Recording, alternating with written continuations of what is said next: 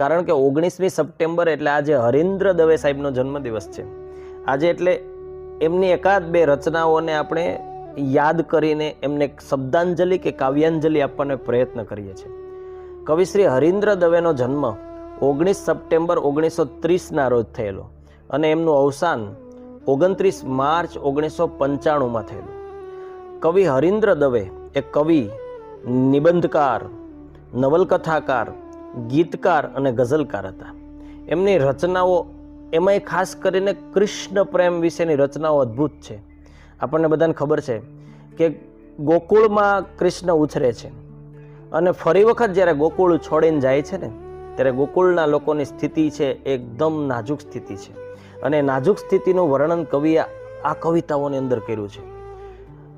બહુ સરસ વેદનાને કવિ અભિવ્યક્ત કરી છે.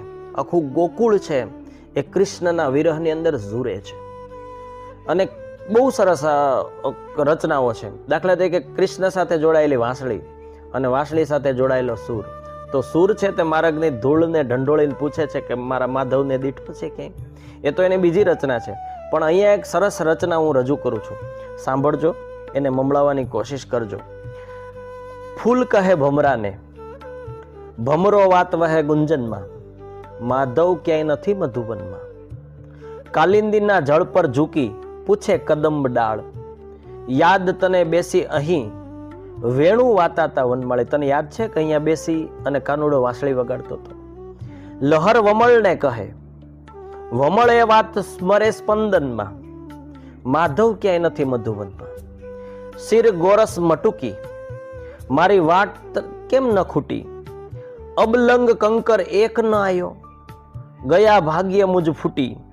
કાજળ કહે આંખોને, આંખો વાત વહે અંશુવનમાં, માધવ ક્યાંય નથી મધુવનમાં.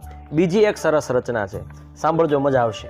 ઝડપથી હું એને અહીંયા વાગોળું છું કે વાંસળીથી વિખૂટો થઈને આ સૂર એક ઢૂંઢે કદંબની છાંય, માર્ગની ધૂળને ઢંઢોળીને પૂછે મારા માધવને દીઠો છે ક્યાંય.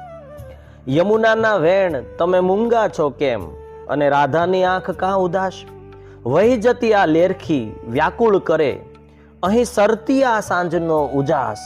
બહાવરી વિભાવરીના પગલાની લાગણીથી રાત રાણી ઝાકળથી નાય.